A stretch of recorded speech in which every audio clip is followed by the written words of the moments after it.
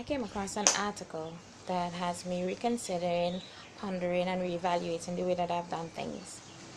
The article was written back in 2012, and it was about the famous comedic and martial arts actor Jackie Chan and his vast $100+ million fortune. Now, Mr. Chan has said that when he dies, he'll be donating his entire fortune to charity. Of his son, JC, he says, well, if he is capable, he can make his own. If not, he would just be wasting mine. In today's world, so many parents seem to be working harder and harder to provide everything for their children. This has caused me to consider the harmful effect of parents working so hard so that their children don't have to. In regards to the Jackie Chan article, I'm sure some of you are going, what a horrible parent, why would he want to do that? My response to that would be that as parents, it is not our responsibility to make life easy for our children. It is, however, our responsibility to teach our children to be able to make it on their own.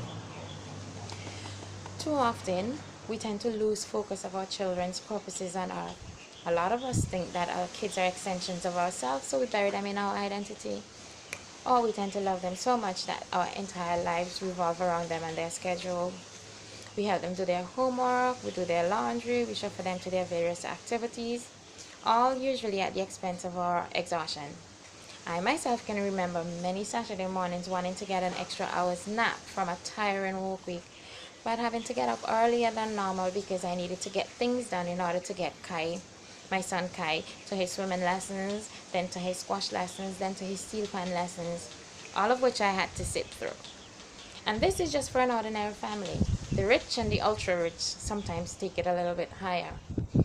For example, while I was doing research for this topic, I ran across a word that I'd never heard before. That word is affluenza.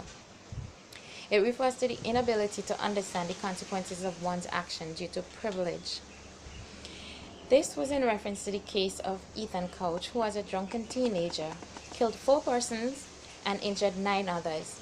And instead of being charged for his crime, he was sentenced to probation and therapy because his lawyer argued and won that he was so rich that he didn't know right from wrong. When I read that, my brain went, how? How is that possible? But then it all goes back to teaching your kids responsibility and hard work. Now let's take Anderson Cooper on the other hand, famous CNN reporter. Mr. Cooper comes from a very successful and rich family, his mother having inherited the vast Vanderbilt fortune. But he said, and I'm quoting here, from early on, my mom made it clear to me that there was no trust fund, and I don't believe in inheriting. Inherited money is an initiative sucker.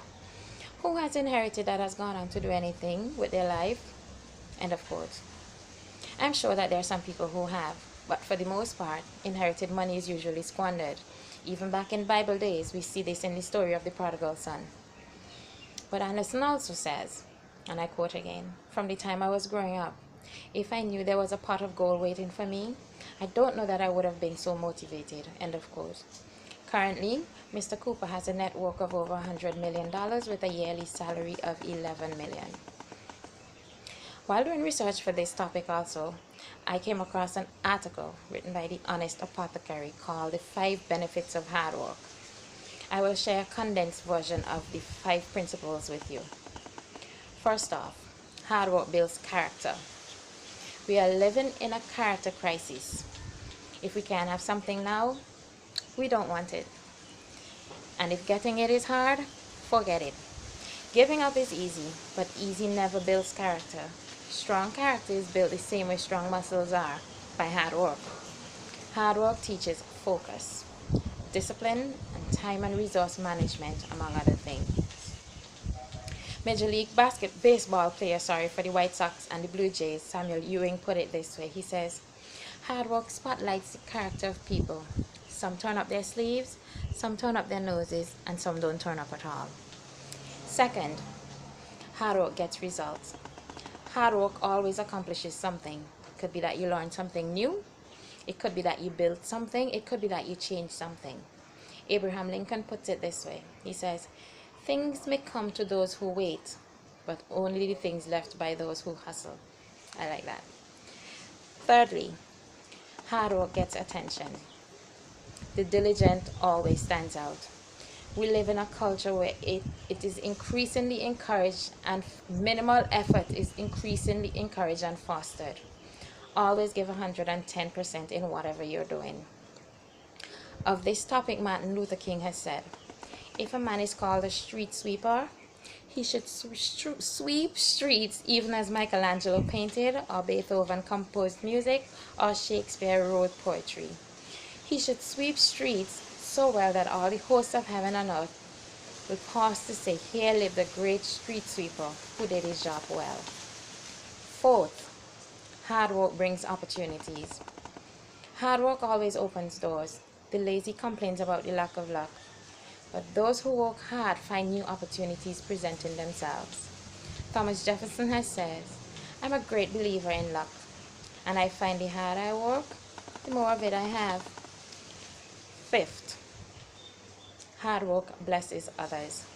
No lasting benefit to mankind is achieved without hard work. We typically work to please ourselves, but we should work harder to please others, to bless others, and to help others. Horace Mann, a 19th century educationer from Massachusetts, once said, be ashamed to die until you have won some sort of victory for humanity.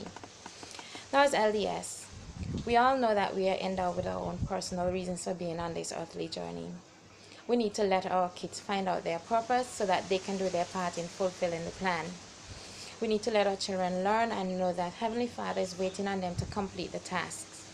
It is said that all humanity are endowed with unlimited potential. What a beautiful world it would be if we can all just realize our potential.